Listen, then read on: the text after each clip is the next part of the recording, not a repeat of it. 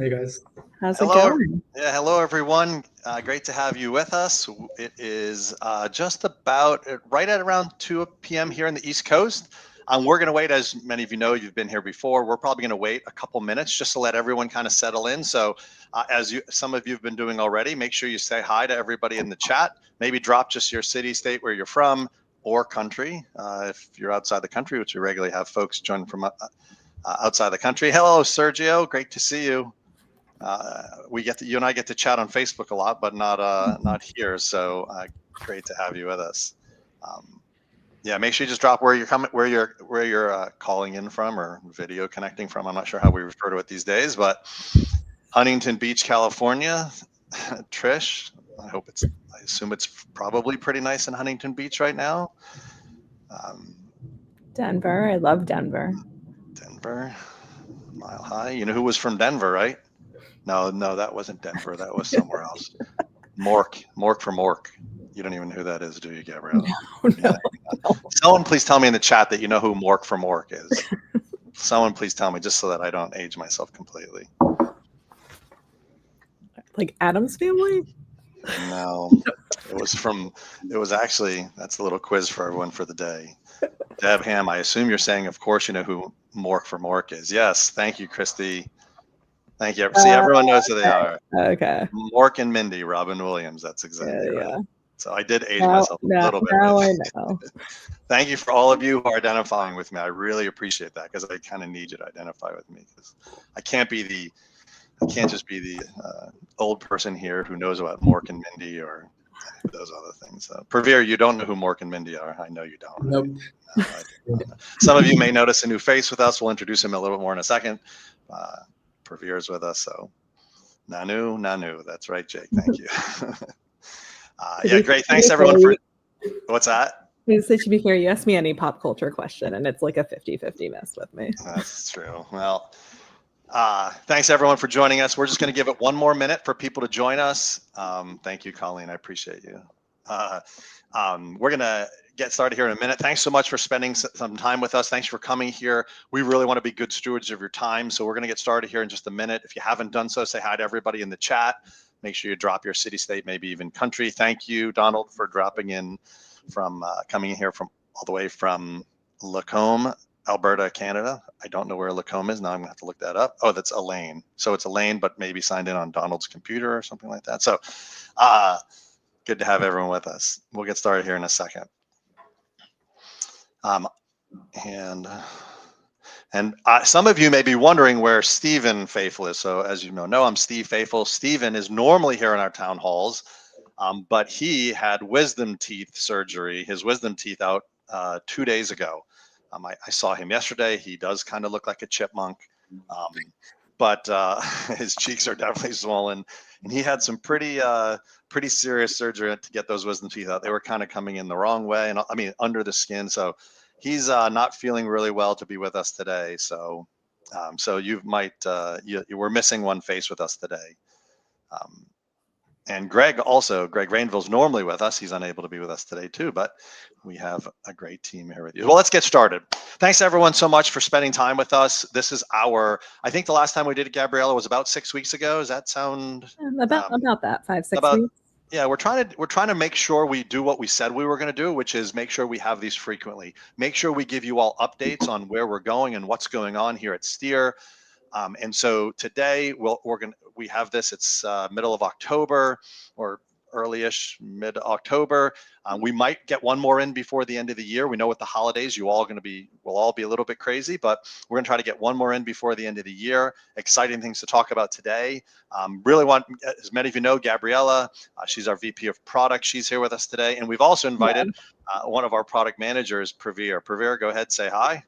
Hey guys, nice to be here with you. Yeah, Pravir is going to be talking about one of our new features coming out.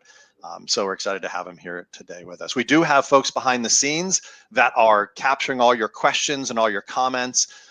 They will do their best to organize them, and we'll do our best to kind of keep an eye on the comment channel. So if you haven't found it yet, make sure you find the chat place. You can put comments in there. We'll do our best to answer them. And at the end, we're going to leave time for question and answer. And we'll do everything we can to answer as many questions as we possibly can. I think if you've been here before, you know that we really get through a lot of questions and we try to do everything we can to do that. But welcome to our town hall. I'm going to get started here. And the thing I want to start talking about today is, and I'll just give a little bit of I don't want to put this up too long. You'll see a lot of the new features that are coming. We're excited to talk about them all. Gabriella and Praveer are going to talk about a whole bunch of new features. But what I want to talk to you about today is, as we begin our time, is this idea of evolution or revolution. Evolution or revolution. I want to put something up on the screen really fast. This is the evolution of my own personal car ownership. This is my personal car ownership. I just would love anyone to identify with any of those cars there. You know, you all know cars really well. That was my 79 Mazda GLC up in the upper left-hand corner, all the way through my Corolla GTS and my 40 XP and a Corolla FX and a Mazda 626 and a Honda Accord and BMW Z3 and a Volvo 960, Town and Country minivan, an Acura TSX, a Volvo XC90. So those are all mine. Really quickly, go ahead and put your first car down in the chat. First car down in the chat. Love to see them. What was your very first car? Mine was that 1979 Mazda GLC. Had 180,000 miles on it when I got it. I bought it for $500 back in 1986. A Maverick 240Z. Those are great. A Citation. Love it. If some of you have no idea what the experience of riding in a Citation. Yeah, those are great. The RX-7, I think that was the rotary engine back then.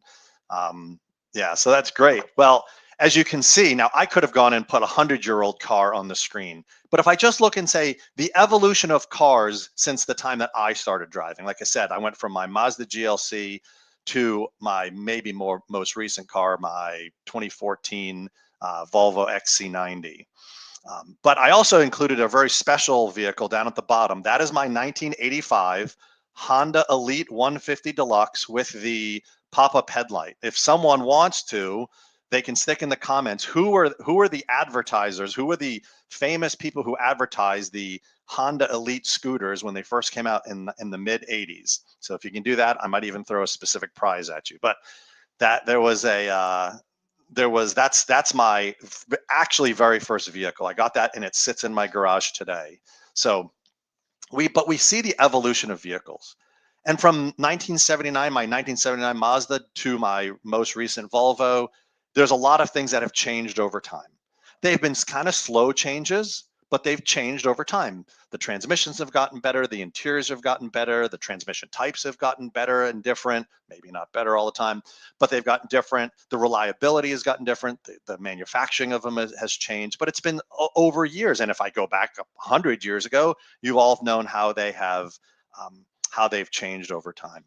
And that sort of cars in many ways have been very evolutionary. And when I talk about evolution, I talk about changes that take place over a longer period of time, and there might be slower, subtle changes that have taken place. And we all know those. Now, over the recent years, some of you know that we've undergone sort of a revolution. So if we compare this idea of evolution versus revolution, and whether you like it or not, meaning whether you personally love these or not, the introduction of electric vehicles and sort of the introduction of all the things that come with electric vehicles has been somewhat revolutionary for the automotive industry. So when we think about evolution and revolution, we kind of think of evolution being more slow, being more measured, maybe more methodical changes. And then we have introduced these revolutionary changes in the automotive industry, obviously things like electric vehicles. You might be able to see it a little bit more with phones. You know, if you remember, some of you had a bag phone. Some of you are my age or around my age. You remember the bag phones that we had, or the very big phones that we had in vehicles. And the idea of going from a corded phone to a cordless phone was somewhat revolutionary. We didn't have to be connected to a wall, which any of you my age, we had nothing but corded phones when we grew up. At some point in my upbringing and in my growth, and as I got older, the idea of a cordless phone came up, and it went from the home to mobile. And that corded to cordless was sort of this revolutionary change. It made way for all these other changes. And then we can see sort of as mobile phones continued, they all had like buttons and things that you'd press. And so, and they slowly changed over time. The keyboards looked a little different, or the push buttons looked a little different. Some of you remember, I think it was T9 typing or whatever it was called. But then in the early 2000s, if you remember, the touch screen came out. And we went from having something that you had to have buttons on your phone to something that didn't have to have any buttons on the phone. And it allowed for a larger screen. You had maybe digital buttons on the screen, but it made way for a whole new thing. And that idea of going from a no to buttons to no buttons was a revolutionary change. They didn't need them anymore. Yeah, Autumn, bring back T9 texting. But that made way, that revolutionary change of just eliminating the keyboard or the buttons made way for everything that we know today, which is things like tablets, really smart phones, maybe full-size iPads and things like that. But also that made way for the internet and the app revolution. So now every one of you who look at your phone, you have tons of apps on your phones that give you access to all sorts of stuff. But even those, Sergio's talking about the little texting and yeah, with one hand on the right side while no one was watching you, that sort of thing. Yeah, totally, Sergio. But these things, so even though we saw evolutionary change with phones, we also had revolutionary moments within the phones. And that kind of change is what I want to talk to you quickly about with us at Steer. And as many of you know, we are undergoing both evolutionary change and revolutionary change. I want to talk about evolution as it pertains to Steer and you. Because when we think about it, we think about evolution in our terms of our products and our platforms as continuous improvement. I know that I have personally made the commitment, and I've asked Gabriella and Pravir and our engineering teams and our leadership to make a commitment that we are going to continually improve our products. That is sort of this evolutionary change that we are going to continue to go through here at Steer. We're going to change our products for the better. We're going to take existing features and we're going to make them better. And we're going to introduce new features that make our products even better. That's the kind of evolutionary change that we are going to continue to grow and evolve as a product. And we're going to continue to honor our commitment to you all that we're going to continually improve our products. And we do that because you all, and I don't say this dramatically or to sound fancy, I say this to say it real. We sit around and talk about all the time, how do we add value? I'm looking right at Pravir and Gabriella right now. I talk and I tell them, I look them in the face and we talk and we challenge each other. How do we make shops better? How do we help them? How do we give them tools and things that are going to continue to improve and add value for what they do every day and add value to their business? That's what we want to do. And that kind of evolutionary change, we'll continue to do it. It might be I don't want to consider it slow, but it's going to be continuous improvement along the way. And that is what we've made a commitment to, and that's what we're going to do. As a matter of fact, today, Pravir and Gabriella are going to show you a whole bunch of new features that we've built into our products because we're going to continue to do that. But at the same time, we all know that this, I'll call it the spark of revolution, this revolutionary period that we're in right now around AI. And I'll say this, I don't know if Parker Swift, our CEO, is on the town hall. I assume he's here somewhere. That Parker talked recently to our company about how there are not many times in our lives that we get to experience these kind of revolutionary changes. And I don't know if many of you, or if all of you, are feeling some of the same things we are, which is we feel that we're in a moment right now, which is to some degree, maybe once in a lifetime, maybe some of you can see a number of revolutions in your life, but this is one of those once in a lifetime periods of revolution where products are going to come fast. Products are going to come maybe even in such a way that is like, whoa, that's really fast. But I want to ask you guys a question. If you can put it in the chat, I'd love to hear, because I kind of really wanted to get this feedback today. How many of you are more comfortable with what AI can do in power faster than you thought you'd be comfortable with it? And I'm talking about maybe that's personally, maybe that's something with your work, but I'm curious, maybe just even a simple yes. Yes, I'm comfortable faster than I thought I would be. Or no, maybe you even say, I'm not comfortable with any of this stuff. But I'd love to know how many of you are more comfortable faster than you thought you'd be. Just go ahead and put that in the chat. Yeah, because and yeah, I was kind of thinking I'd expect some of these answers for sure. But yeah, isn't it amazing that, please keep putting it in there, because we look at this information and it's really important to us. And when we say it, you're comfortable with it faster, I think many of us, the question's going to be, okay, these revolutionary things, these things that are coming at us fast and furious, how many of us are going to be comfortable with adopting? Yeah, Cody, you used it in high school. A lot of us are saying that. But yes, and maybe that same question, I'm going to assume that those of you who are being very affirmative, like yes or absolutely, are also saying that you're also eager to incorporate it, all this stuff that we're talking about into your business. You know, Don asked, can we trust it? And those are the kinds of questions that we know. And yeah, absolutely, Pat, the better you prompt things. And I know you're kind of talking about sort of generative AI where it can give you answers and things like that. But when we talk about this, there's that question of how do we begin to look at the revolutionary changes that are going to occur, not just in the world and in your lives that you're experiencing, but also within our products and our platform. That's going to occur, that the revolutionary things that we're going to introduce to you within your business. And I'm going to just read this because I think it's really important. At Steer, we are convinced and we're mobilized to deliver new products and services that leverage the power of AI to help you grow your shop. And just hear this carefully. To us, AI is not just like the cool thing to do. AI in and of itself doesn't matter. It doesn't do anything for you in and of itself. It's where you begin to use it and apply it to very specific areas of your life or your business. And that's what we want to do. AI just as a buzzword doesn't mean anything unless, and for you all, what we're looking and saying is, how does it produce more customers, more vehicles, more efficiency, more intelligence, more insights, more action, and so on. That's what that we want. And we, as much as we made a commitment to evolving our products and making sure that we're going to continue to invest in our products, maybe not slowly but surely, but on an ongoing basis to improve our products, we're also committing to many of you who are saying very excitedly, yes, I'm getting into AI much more and maybe trusting it more than I thought I would, faster than I thought I would. We know and we believe that as we introduce these products, just Sergio, even like you're saying, how we can introduce these in a way that you can build trust in it very quickly. That's what we are endeavoring to do. Myself, my team, all the way up to our CEO, who is saying we are so much invested in this, not because it's a buzzword, not because it's all the cool kids are doing it, but because we believe it can actually fundamentally change your businesses for the better. And all those things, whether it be more customers, more vehicles, and so on. But we also recognize that this is sort of like one step at a time. When we think about what it can do, imagine if, and I'm just giving two examples of like 100 that we've talked about within our business. Imagine if all your calls were analyzed and key information about your customers' preferences and automotive industry were captured and actually impacted your marketing and outreach effort.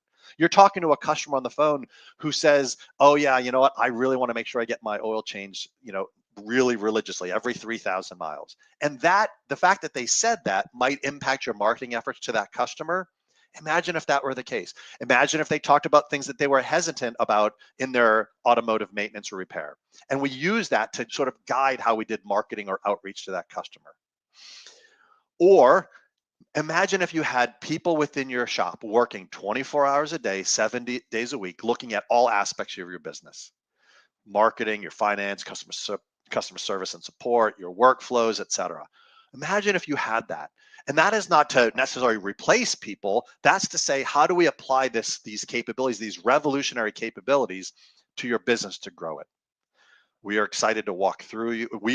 As much as you're all going through it in your own personal lives and in your business, we are committed to going through this change along with you and leading in many ways, sort of not just ideating or thinking of good ideas, but actually offering and leading this way through this change within your business. It will come fast, and I know it will be scary at times. Sergio, I appreciate what you said. You said, I'm comfortable with the speed at which I can verify information and edit my reviews and letters, etc. And I just know this idea of like, hey, I want to build trust in it over time, but it's going to take time. And I understand that there's going to be some hesitancy. And some of you, and I'll just finish up with this before I turn it over to Gabriella. Let me actually go to here, and I'm going to go back in 1 second. This idea for us where evolution meets revolution. This road ahead, some of you are going to be more comfortable with the simple, I'll call it evolution of our products and services. That's totally great. And others of you are going to be excited to try, adopt, commit to more revolutionary aspects or issues or features that we offer as part of our products and services. Either way, we're committed to this journey with you. That's our commitment. Once again, we've made commitments in past town halls. We continue to do that. We're committed to continue to evolve our products, and we are going to be part of revolutionizing the automotive repair industry with the products and services that we give, powered by things like AI, things like machine learning, things like intelligence that we can bring to your business. In the spirit of kind of the things we talked about, I always had to say to put QR codes up in front of you while we're doing our town hall. But I want to make sure you have an opportunity to do this. We've built this free business sort of report card tool. You'll notice there's some personalities at the bottom. Folks, these are virtual folks who are looking at your business. This just uses public information. It's not doing anything private, anything crazy. This just uses what we can find in terms of your website and things like that. But I'd love for you to grab a picture of that QR code, maybe go there, save it for later, save it for after the town hall. But we've built this free business report card. It actually just begins to give you a glimpse of how we're using some of the new capabilities out there to help you understand your business better. We want to help you understand your business, where you fit in the market, how you're doing in the market. And that report card is just a baby step in what we can do to help. This is a little bit of a hint, a shadow of the things to come, and we're excited to bring it to you. So I'll give you 5 more seconds to grab that. In a second, I'm gonna turn over, and Don, absolutely, we have no choice. We have no choice because it's a responsibility that we have to this industry and to you all. I'm gonna turn over to Gabriella as Gabriella and Praveer share some of the features and capabilities that we have as part of evolving our platform. And you can look at that business report card later after town hall. But Gabriella, why don't I turn it over to you? Thank you, Steve. All right, well, next slide. Awesome. So I want to talk a little bit about AutoOps. For those of you who've been using AutoOps for a while, it might be hard to remember, but when you first started using AutoOps scheduling, you probably had this sort of aha moment where you fell in love with scheduling. You're like, this tool really does have all the flexibility and rule set that it needs to be able to understand my schedule and make my life easier. And that's really what we want to be doing with AutoOps scheduling. And this new feature and possibility just makes it a little bit easier on you. And this is especially for shops who have specialized technicians or have people who focus on specialized work. So maybe you have a technician or a set of technicians that do oil changes and brakes while others focus on more complex jobs. Or maybe you plan your work around bays and you only have one bay that does alignment. So right within AutoOps, you can set up those technicians or bays. You can say what types of services they do and what their availability is, and have specific blockers and settings specific to those technicians and or bays.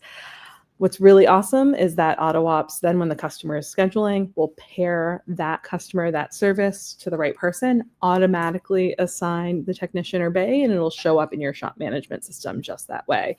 So some of you might be used to all the AutoOps appointments showing up unassigned, and then you kind of have to plan out who's doing what and move them around. This gets rid of that.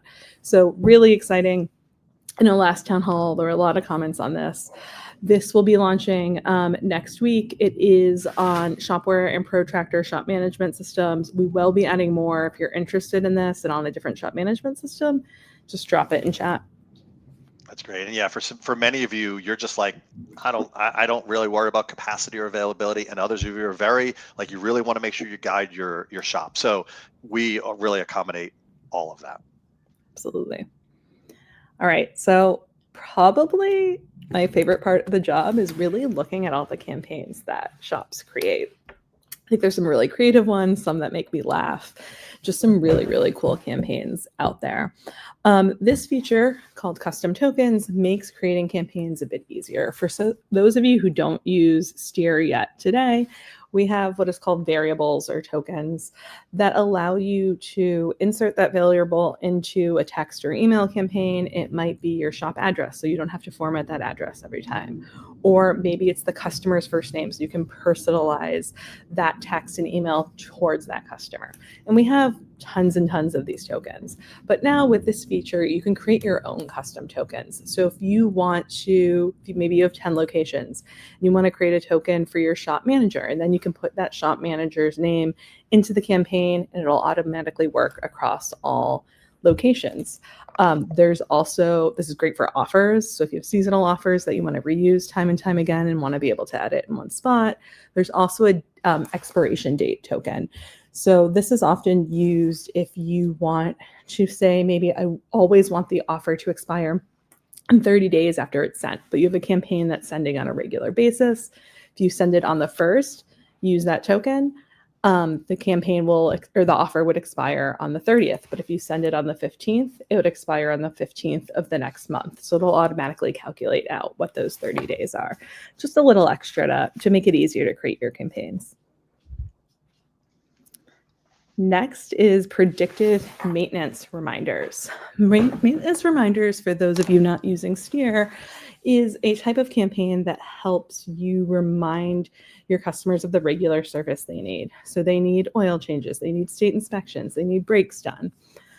Some of those services, like state inspections, work great on a regular, reoccurring basis based off of number of days. For example, most state inspections are about once a year. However, it doesn't work quite as well for things like oil changes and other types of maintenance, where it can really depend on the driving behavior of an individual vehicle. So with this new feature, we can actually estimate the current odometer of a vehicle based off of the history that we know about that vehicle.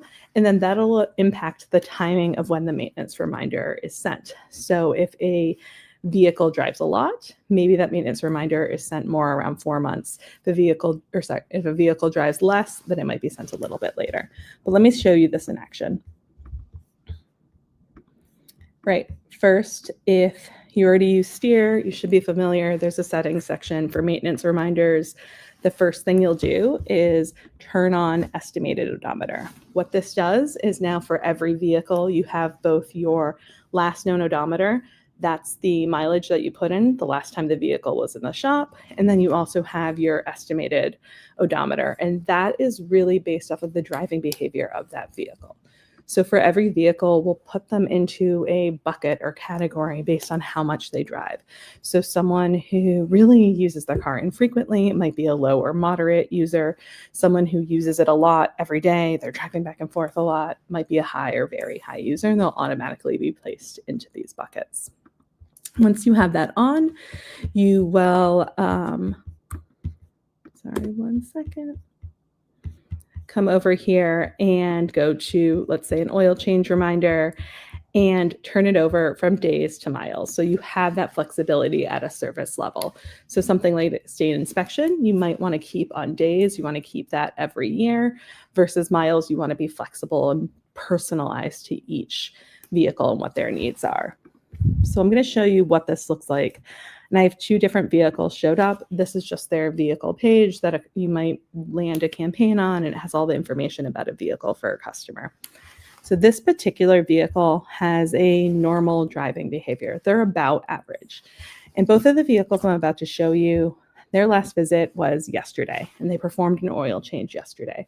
So for this particular vehicle with normal driving behavior, you can see the next oil change is in about 5,000 miles, which is in about 6 months. It ends up being about that same average. But if I go to this second vehicle, this Ford Explorer has a high driving behavior. And so they're currently somewhere right above 23,000 miles, but we predict that they'll hit that 5,000 miles, which is 28,000 miles for this vehicle, sooner. So they'll hit it in January. Both of them had a service today. This one's due in January, and the first one was due in March.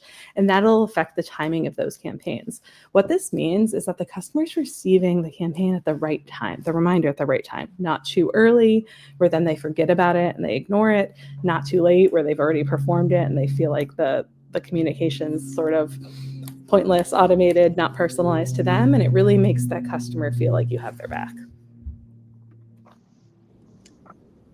Right. Awesome. Next slide, Steve. Thank you. So last town hall, we announced AutoOps websites. Really an exciting big feature for us. We've been spending the last 5-6 weeks launching lots of websites. The team's been busy at work, and this has really been an exciting product for us that I think kind of started to embody our new approach to how we develop features and products. The idea behind websites is pretty simple, and it's really that websites are the first impression most customers have with you in your shop. But I can't tell you how many times I've heard from shops that the website, they put a ton of effort into it at the beginning, but it just kind of gotten forgotten. They don't even know how to update it, or it takes forever every time they go to their web developer. And so with AutoOps websites, they're something we can create for you quickly. They're not a lot of effort on your side. They're really well optimized for SEO, optimized to convert, fully connected in with AutoOps scheduling, and then they're really easy for you to update as well. Lots of professional designs that match your brand style approach. You don't need to know how to code. You don't need to be a designer. They really look pretty awesome in the end. And Preview will show you one of those websites in a little bit as well. I really like this stat. I know we showed it last time, but wanted to throw it up again, which is 30% of consumers won't consider making a purchase without a website. You might be thinking to yourself, well, of course I have a website. But I think what this stat really says is how much that website matters to build trust. And so it's important that your website looks professional and is optimized for conversion and makes the customer feel like they're going to have a good experience with you. They often spend very little time on the website, but they're really making a really quick decision of whether they're going to trust you and you're a business that they want to interact with. All right, I'll stop talking in just a minute and pass it over to Praveer for the fun demo. But first, I wanted to introduce Digital Glovebox. So this is our new customer portal, something we're really excited about. You as a consumer in your personal life probably use a feature like this on a regular basis, maybe with your barber, your hair salon, your fitness class. Oftentimes, all of these websites, even restaurants these days, have something on their website where you can log into. But my pizza place, I can log into a portal and look at my past invoices and orders for my pizza place and what the pizzas I've ordered for. And customers are just so used to being able to self-service, do things on their own, access their own information. And so that really is important even in the automotive space as well. Being able to put this sort of experience on your website helps you stand out and differentiate from maybe the shop next door. The other approach I think that I've heard a lot with shops who are excited about this feature is that it's really important for them to help win fleet business. A lot of fleets are managing their vehicles maybe in an Excel sheet, a Google sheet, and they're trying to figure out, like, when's the last time Jimmy took it in to get an oil change, and where's Sally's car right now? Do they need new brakes? And it's really hard for them to manage. And this Digital Glovebox helps those fleets really bring it all together. So if they're choosing between you and maybe another company that doesn't have this service, it just sort of is a nice little tipping point to help them decide. All right, so I'll hand it off to Praveer. He's going to do a demo for you that really shows how these three products, websites, Digital Glovebox, and predictive maintenance reminders all come together into an awesome customer experience. Awesome. Thanks, Gabriella. Let me give you an example of an AutoOps website. As you can see here, we've got all your information in one place, whether it's your locations, your services, vehicles, and all your reviews. We use AI to auto-generate this. So if this is something you want more of a hands-off approach, we can generate this for you very quickly. Or if you're looking to sort of personalize this and make it your own, we can also customize it completely for you. The website's not only good for promoting your business, it's also the perfect place to add in your digital Glovebox. As Gabriella mentioned, this is a new feature that we're about to launch. And it's really a place that you can take your customer directly from your website to their personal portal. To set this up, it's super simple. All you have to do is add a link to a button. And this is something that you can add in an AutoOps website or even the existing website you're using today. So let me show you what this looks like as a customer. As a customer, I log in. I'm taken to this landing page. I don't know about you guys, but I hate remembering passwords. So what we wanted to do was make it easy for customers so they can just use their existing phone or email. Because this is fully connected to your Steer CRM, this means the customer doesn't need to set up an account. They don't need to create a username or password. And they can just come in here and enter their email and log right in. Let me show you how this works. I'm going to enter my email, go in here and grab the handy code and enter them back in. And boom, we're inside Digital Glovebox. Now, the example I'm showing you here today is of a fleet. As you can see, they manage 21 different vehicles. As you can imagine, managing all the maintenance, unexpected breakdowns, and keeping track of all that service history in one place can be really tricky. When creating Digital Glovebox, we really thought about how can we simplify and create a space where they can come in and very easily see the most critical information first. You'll see that the vehicles have been ordered by priority of things that have upcoming appointments, maybe overdue maintenance, or deferred services that you might want to take care of. We've also added these handy labels that give you a little bit more information. Plus, we have some page filters that if you just wanted to look at vehicles with deferred services, other vehicles that were due for service, or even upcoming appointments, you can do that easily. We've also added things like the ability to add this to your calendar, so it means you don't ever forget or miss an appointment. Of course, you can book appointments from here, but you can also add new vehicles, so you know when a customer has bought a new vehicle or added another vehicle to their fleet. Now, keeping all of this organized in one place isn't just good for fleets, it's also good for families. Imagine you're a mom who not only looks after her own vehicle, but also of those of your teenagers. Did John remember to do the state inspection? And how much is the tire replacement going to cost? This is something that you don't need to wonder. You can jump right in and see all that information in one place. Depending on the vehicle, you'll have more information, such as deferred services, or even be able to see more long-term in terms of what does the maintenance roadmap look like. To wrap up, Digital Glovebox is not just an extension to your website. It's really about extending your customer experience so you can offer something that other shops don't. A simple, seamless, and modern portal that the customer can access anytime from anywhere. That's all I have to show you for Digital Glovebox. I'm going to hand it back to Gabriella, who has some exciting reporting updates.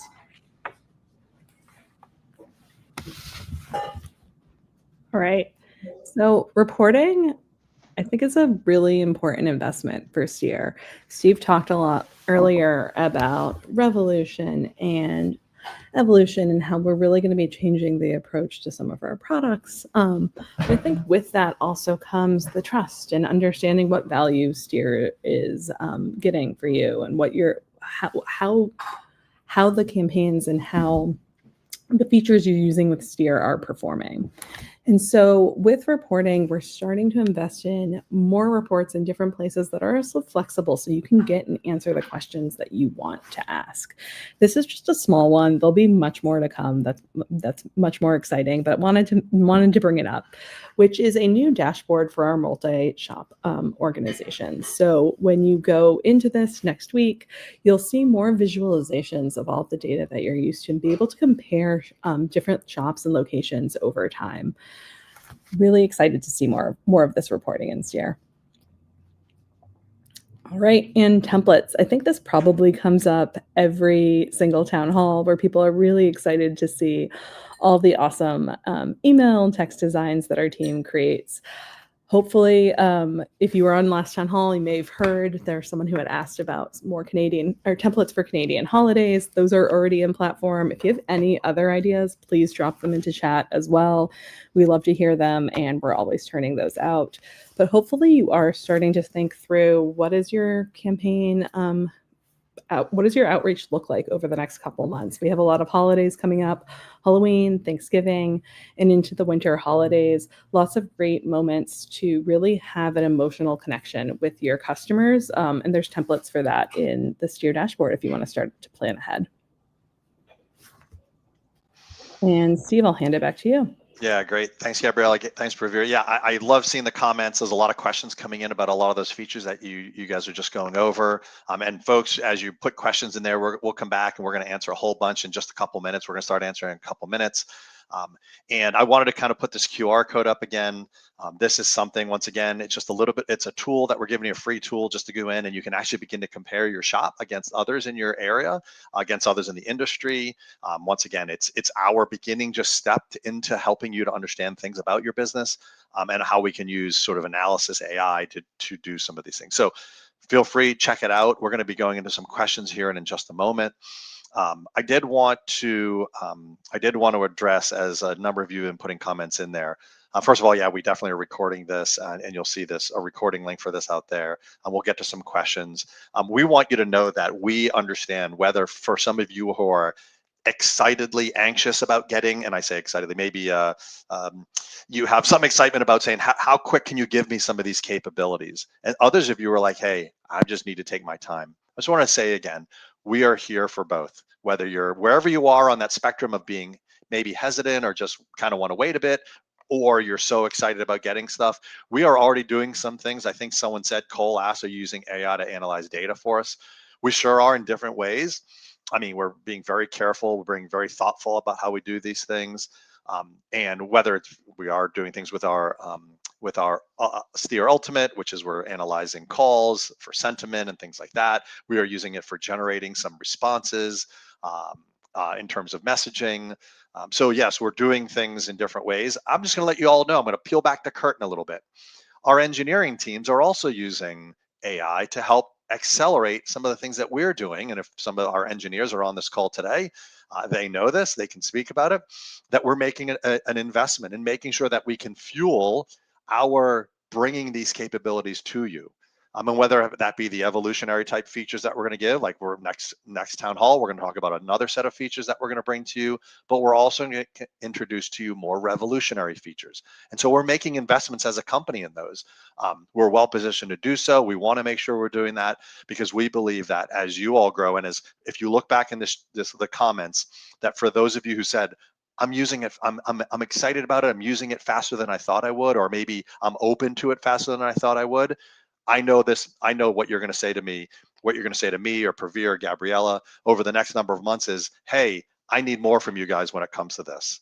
I need more. Now you're going to want to verify, you're going to want to cross check, but you're going to need more. So keep an eye out for the things that we're going to be bringing to you that we'll announce in the next few town halls. So I wanted to open it up for a quick time of Q&A, but I wanted to, and I know we have folks, Marisha, Autumn, others who are helping us manage this town hall. We really appreciate their efforts. They're always here. They're always working behind the scenes. One of these days, we'll put them on up on stage with us and you can talk to them. But yeah, absolutely. So, well, why don't we jump into this? How does it make sure I don't not lose an appointment because of individualized availability? Gabrielle, I'll turn this one over to you. This was when you were presenting availability by technician. Yep.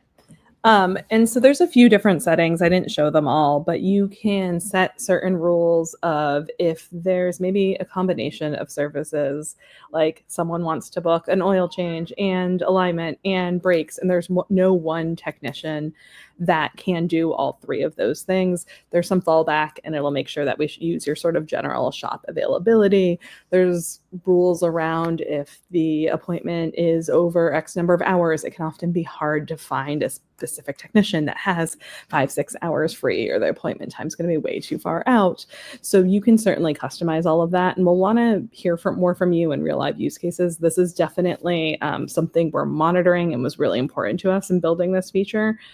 So know that we've definitely looked into it. Yeah, and by the way, before we continue with our Q&A, let me just pause real quick, because first of all, let me just say on behalf of Gabriella, Pravir, our CEO who's probably on this call, and the rest of our team, we always appreciate that you take an hour, 45 minutes, an hour out of your day to be with us. We are very grateful. We never take it for granted. We never, hopefully we give you things that provide information or insights into what we're doing, what we're thinking, what we're going to bring to you, and how we can help you grow your business. But if you need to drop off, please go with our appreciation. If you can, we're going to spend the next number of minutes talking about answering any questions. And we typically in this time too, we'll talk about things that maybe are tangential to the question, but offer you really good insights into where we're going and what we're doing, maybe even a few secrets along the way. So Marisha, do you have another question for us? Does predictive only use previous invoices and Pravir, I'll let you talk to this one. Does predictive use only previous invoices or does it use Carfax? This is talking about, I think, odometers. Yeah. So essentially, it depends on how much vehicle data you have available. If you have zero vehicle data, it's a brand new vehicle. We have a prediction model that we look at the vehicle year. We're able to, as it gets, the more clever that prediction becomes. So as you start to get multiple invoices, we're able to use that to make a much more accurate prediction of that future expected date. We're not using Carfax at the moment in terms of history data, but we do use national averages when it comes to our global settings. So if we don't have that data from invoices, we'll rely on those national averages to take our business. Yeah. And as some of you know, Steer, we as a company, and especially our CEO, have been very passionate about trying to make sure that we have access to additional vehicle data, telematics data. And so something that we continue to be very passionate about is trying to make sure that we can get as much vehicle data to inform all these things that we're talking about and the different sources of those data. I know when we talk about this, we talk about Carfax, we can talk about devices, OBD2 devices, we can talk about just manufacturer information that we have access to. So there's a lot of things that we're doing in the industry to try to make sure we advance this as well. And we'll probably do maybe a more specific update on that here in the future, but we understand that all those pieces of data can inform what we're doing. So great. Do the maintenance reminders consult manufacturer service intervals? Or one of Pravir, Gabrielle, you want to take that? So it uses some averages. You can set this up on your own, and we can work with you to do that, where you can create different segments for different makes or types of vehicles within Steer. But it isn't sort of set up out of the box, but definitely something you can accomplish. Yeah. Great. When we turn this on, I say we're going to be sending a ton of messages. This was when we turned on the mileage based. Yep. So Josh, you can also, within all of your Steer segments and settings, you can put in filters. So if you want to make sure you're never sending your campaigns to anyone who hasn't been in 7 months, 8 months, you can pick some sort of time period. You can add those in as well. There are a lot of customers that just sort of forget in a year as well. So I've definitely seen some results from those campaigns, but it's totally up to you. Yeah. Great. Is the website available a la carte or is it only part of a suite? You can, talking about AutoOps websites. And by the way, I think some of the other functionality that I know another question was going to come up that talked about the digital glove box as it pertained to, can you use that on your own website? And you absolutely can. It doesn't have to be part of an AutoOps website.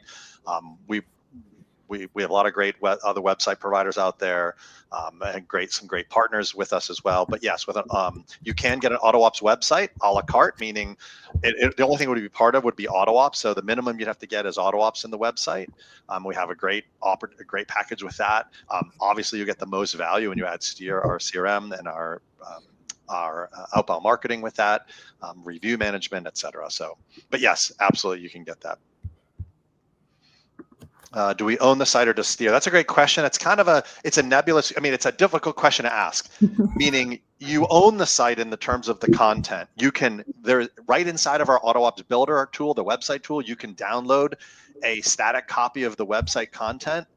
So what you can take it with Rebecca, you can take that with you, meaning now it would be difficult to, let's say, just take that and stand it up on another website provider, but you have access to it. Obviously, you can copy and paste your content to galore, but in terms of, let's say you leave us, you wouldn't be able to continue to manage it within our tool set, if that makes sense. So you certainly own the content. You can download and export a copy of your entire website out, but using that might have some practical challenges, but you do have access to export it. So hopefully that helps you understand that a little bit.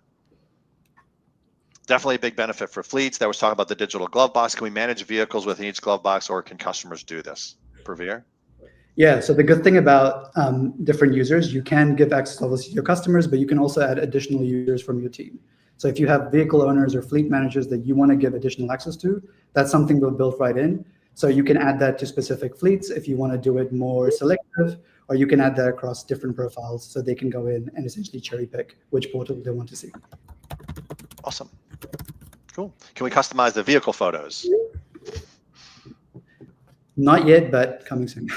Yeah, we do use a standard stock set of images that we get from the industry. So, but yeah, can customers remove old cars? Will that go back in a tech metric?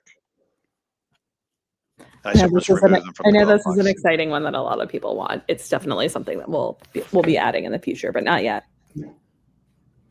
Great. Is this mobile friendly? Yeah. Pravir, did you? Everything is mobile friendly. Yeah, it has to be. Yeah, absolutely. If everyone knows, the terminology is sort of like fully responsive, which means it responds to the device type that's using it. So yeah, absolutely, we do that first in mind to make sure you can use it from a mobile, use it from a mobile, use it from a tablet, use it from a full desktop. Yep. Is this available for customers? Only give us a phone number. Yep. So it's either only. I think go ahead. I think he meant, or he or she meant, email or phone number. Yeah, no, exactly. You can use either or. It just depends on the detail that's added to the profile. Yep. Great. What are the current functions of Digital Glovebox for the customer? So the customer obviously can log in. They can see all their vehicles, etc. Like I showed, you've got some micro features in there to be able to book appointments, to be able to add things to calendar, and organize your vehicles in one place. But we do have lots of other exciting updates and functionalities for the customer that we'll be adding in there soon. Can you name just one or two, Pravir? I know they ask kind of like what features you hoping to integrate. Like, give us something. Give the folks something here. Yeah, no. So you'll be able to essentially add in more labels, for example. So you can, especially when it comes to fleet, sometimes you have the same vehicle model, times 10. It can get a bit confusing on who owns that vehicle. So we'll be adding in labels so you can easily sort and filter. We also have the ability to, essentially mark services as complete because it might be something you might have already got done. And there's a lot more other things we want to add. But again, we're really open to feedback. We want to get this out in your hands as soon as possible, learn from that, and then we'll be improving as we go forward. And this is available, did you say next week, Pravir? Next week, very soon. Reschedule appointments is another one we've heard a lot that will be in there. Yep, absolutely. And while we're there, I know they're answering a lot of questions about Digital Glovebox. Can it be branded with the shop logo? So not at the moment, but it is something we're going to do in the near future. Okay, great. Awesome. What's the next question, Marisha? I think I need better understanding how to use analytics so I can track my ROI. Yeah. Joe, I think was talking about AI and how we do that. And Joe, I could spend the next half an hour just answering your question related to this, that we believe that there are so many insights that are buried, or not, I don't want to say hidden, just difficult to unearth. If I said to you, and I know for those of you who have been on previous town halls, you've heard me talk about sort of the old school, like when I first started driving, I used a Rand McNally paper map, a book that was sitting on my lap. And then all the way to today, where we use Google Maps or Apple Maps or Waze or whatever you use, that give you all the sorts of insights and things into that. Can I still use an old map? Sure. Do I want to? No. And the reality is there's so much data, so much information, insights into it that exists within your shop and the data sets that are around your shop. So things within Steer, within AutoOps, within your shop management system. And we believe that while we could give you tools that you could spend all day on trying to unearth insights, we want to unearth those insights for you.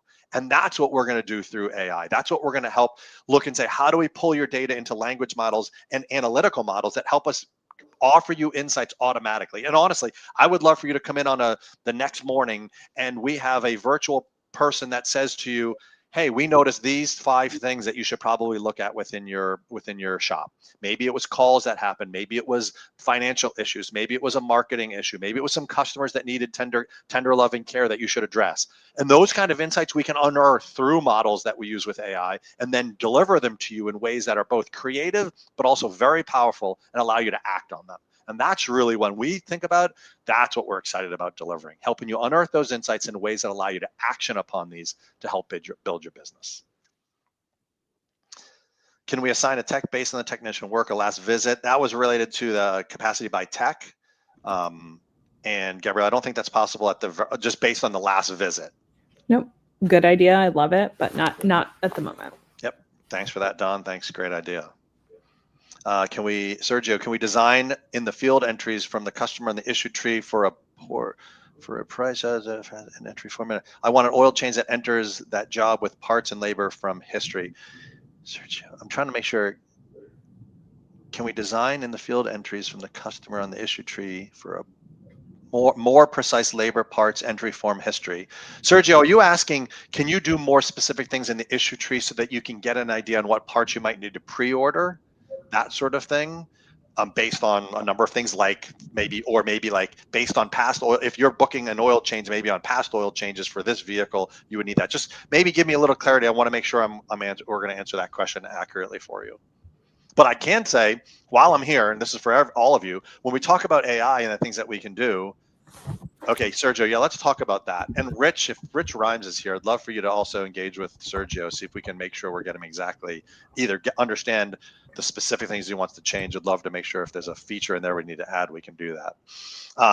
But I do want to make some insights that as part of scheduling, there's a lot of things that we can do with AI and big data sets, things related to when you're scheduling something, maybe there's actually early indicators about parts or specific skills you might need to perform service. Maybe there's things about how we need to adjust scheduling based on the kind of things, based on very specific, whether make, model, year, problem statements, etc.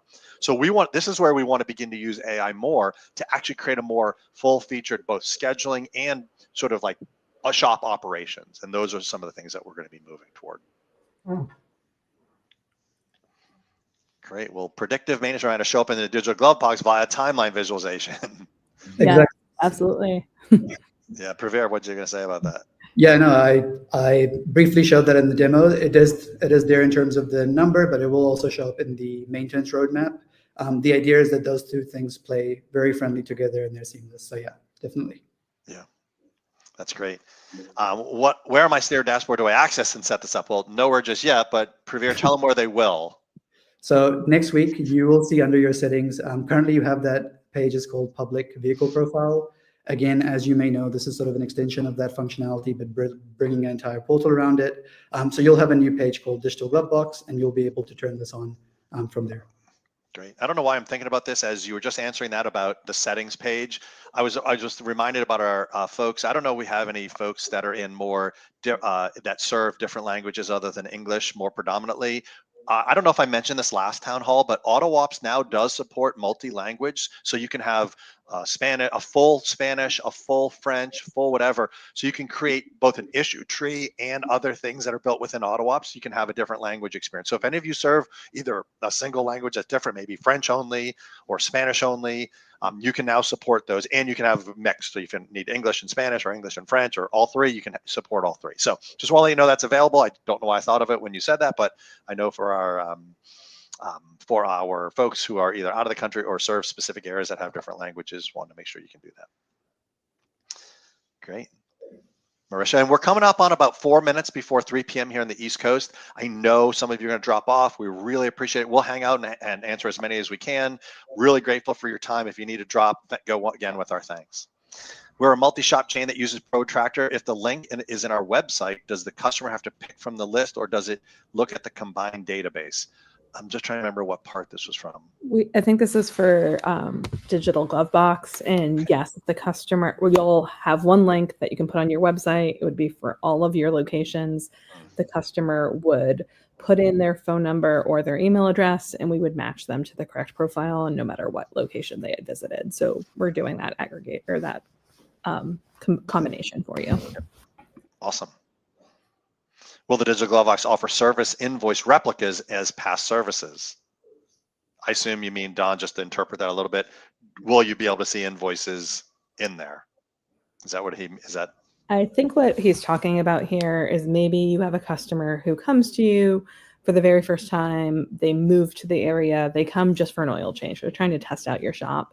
And then you maybe want to say, okay, back at their old shop, they did a brake repair job 4 months ago, they did this 6 months ago, this, then that. So sort of say when the services last happened, so that then we can still predict the roadmap into the future, even if you don't have those invoices, which I love this. We will be doing this in the future, but not quite yet. Yeah. If I misunderstood this, please just post in chat, and if it's something else. Yeah, and by the way, I did want us to say, and Praveer, maybe you comment for just 2 seconds, which is, this is not cross shops. So like you own, like the Digital Glovebox and the information that's in one will not cross over. It's not as if customer goes down the street to another shop, they'll be able to see things. That's all. This is all for your shop and your shop alone. Anything else to add on that, Praveer? No, exactly. Because we've built this on the existing sort of structure that you have in Steer in terms of how you separate shops, multiple shops, etc. Because it's built on that, it uses the same security, the same access, and yeah, exactly. Great. Yeah. Thanks. Is the Digital? Yes, it is only available in Ultimate. Yep, it's part of our Ultimate package. So if you're not on Ultimate, make sure you talk to your customer success manager, one of our sales folks, and we will be happy to get you going. I did the website analysis, and the score was, what is SEO? Yeah, that's a great question. SEO stands for search engine optimization. If some of you aren't familiar with it, it means when you go to Google and you type in auto repair in Lancaster, Pennsylvania, that there are people pay to get their name, their shop at the top, but for we call it organic placement, or just where you would appear naturally, where Google thinks you should be. That SEO is just that general term that talks about how do you optimize your website so that Google or other search engines, Bing, Yahoo, whatever still does search engines, will actually prioritize you or get you as high as you can in the list, meaning under the people who paid for advertising, but near the top of the list. We call it organically. So search engine optimization. And let me just say this. Way back, 2009 and before, it used to be based off, you used to go to websites and used to have like 1,000 words at the bottom of the website. That doesn't trick Google anymore. What's the most helpful you can do from Google or other search engines perspective is you provide customers with helpful content. If you provide your customers with helpful content, then Google says, I want to make sure that my customers see that, because they want to make sure they provide that to their customers. So someone comes to Google, says auto repair near Lancaster, Pennsylvania. Google has some way of ranking who's the best, who's got the best content to show to this customer. We make sure our AutoOps websites do it as best as we can, and it changes a lot, so we have to make sure that we're constantly looking at it. We do use a lot of content that we're trying to make sure it's applicable to your shop and the services you provide. So SEO is a really important thing if you're thinking about, now, maybe you're a person that doesn't necessarily care where you rank on Google. I think you all should, but maybe you don't care. It doesn't affect the function of your website, meaning just your website will work, but you may not be you might not appear to as many people as you want to. So great. What's next? Marisha, any more questions coming through? I think I see a couple. If we don't have an email address from the customer and they use their phone number to log into the digital glove box and they add their email address, will that propagate to the attached SMS? So effectively, Neil's asking, Pravir, if they add an email later or vice versa, they can use both? Yeah, exactly. So again, it's built on the entire CRM. So every information is connected in real time. So yeah, as you add in more email, more details, more vehicles, it's updated in both. So it is updated in Steer and the digital glove box. For most shop management systems, it does not push back to the shop management system. We are investing some more in how some of those integrations and working with our partners on that. There's very few where that would push back to, and it'll be dependent on the shop management system. Yeah. Are you really saying, Gabrielle, and that also that to make sure that they're adding certain information into the shop management system? So we pull it. It's just that, will it propagate to the attached SMS? Yeah. Yep. Absolutely. And we really need a way to send an SMS to people who are not yet in our shop software, a free-form mobile field tied to where we can enter a number and send a message. This is a major pain point for us. Yeah, Josh, the only thing I always, I know Gabriella knows I get a little nervous about this, and I'm sure, I'll assume, Josh, you're already kind of aware of this, but maybe for other people's notification, other people's awareness, you do have to be very careful about sending unsolicited text messages to anybody. Meaning the only real way you should, if we're talking about marketing or if we're talking about advertising. So I'm not talking about an appointment or service that you're in the middle of or you've got scheduled. I'm talking about real specifically I just want to say, hey, come to my shop for an appointment. You have to be very careful. There are a lot of laws that guide that. And so, and especially, I don't know about you, but over the past couple of weeks, my phone has been lit up with spam calls like all the time. So they can opt out, but Josh, just to be real, and I'm only saying this, obviously consult your own legal, consult your own attorneys and things like that. But they have to, for text messaging specifically, they have to opt in to be receiving it. If it's a marketing, and I'm talking more specific about marketing, if it's based off, and you'll know, even in the AutoOps experience, in Steer, there are certain things that we do to say, I consent to receiving these kind of messages. There are some solutions out there that you have to be just very careful. And I only say this to say, and I've shared the story before, I received a $1,500 check from Rita's Water Ice out of the blue in the mail. I didn't ask for it. A $1,500 check because they sent my wife one unsolicited text message. This was a big lawsuit that happened. One text message and my wife got $1,500. You have to be just very careful. So typically with texting, and Gabrielle, I don't know, did you want to add anything to what I'm saying? It's just, yeah, I think you covered it. I agree. Yeah. So Josh, just be very careful. You should always get consent before you send marketing type emails. Yes. And if they text you first, and I want to make, and Gabrielle, keep me honest here. If they text you first, you should be okay to text them back. It's really, yes. So if they do, And Josh, are you on Steer already? I just want to make sure. Josh, Josh Copeland, are you on Steer already? I'll wait for Josh to answer, but is there any? I'll also just quickly say Yes. there is a feature that you can put a web form on your website, and that will capture as a lead that populates into AutoOps and then into Steer, similar to the leads that you have that start the scheduling experience and drop off. Yep. So you can create those web forms on your own website if you want the customer to input their phone numbers as well. And Gabrielle, just for Josh, if a customer had messaged them and it was within Steer, and he just wanted to message them back, there's no reason he can't do that, correct? Yep, you can add customers directly in Steer. I think maybe Josh, you and I have spoken in the past, and there's some question out here of what other information has to be inputted. But let's talk directly and just understand what's going on for you. Yep.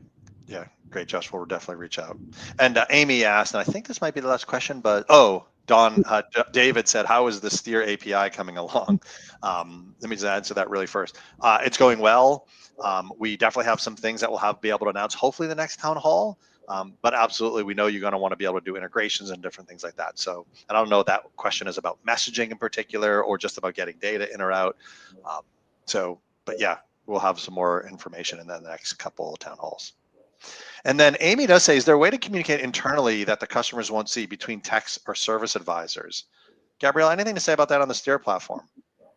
That's absolutely something that we've looked at with our inbox. And I think it's especially important as you have someone who might be owning the conversation with a customer. You'll remember a while back that we introduced to-dos within Steer, and that really sort of started to introduce the concept of ownership and who's doing this for that customer, and adding this being able to converse back and forth between maybe a service advisor and a tech sort of goes along with that. You could try out using to-dos depending on your use case, and I'd love to chat more about that as well. That's great. Yeah, we're going to wrap it up in 1 second. One last thing, if there is POS things to advertise in the point of sale things, I'm not exactly sure, Cole, what you're asking there. I'm not exactly sure. And Cole, maybe we'll address your question offline. If Marisha or someone could grab Cole's question in particular, we'll make sure we get him an answer on that one. So great. Well, everyone, thank you so much for spending time with us. I know we went about 5 or 6 minutes over. Some of you, hopefully, you stayed because you were getting some valuable answers. Thank you so much on behalf of the entire team here at Steer. We're excited to be able to continue the journey with you on your growth as a shop. And thanks, everyone. Have a great rest of your day. Thank you. Have a great day.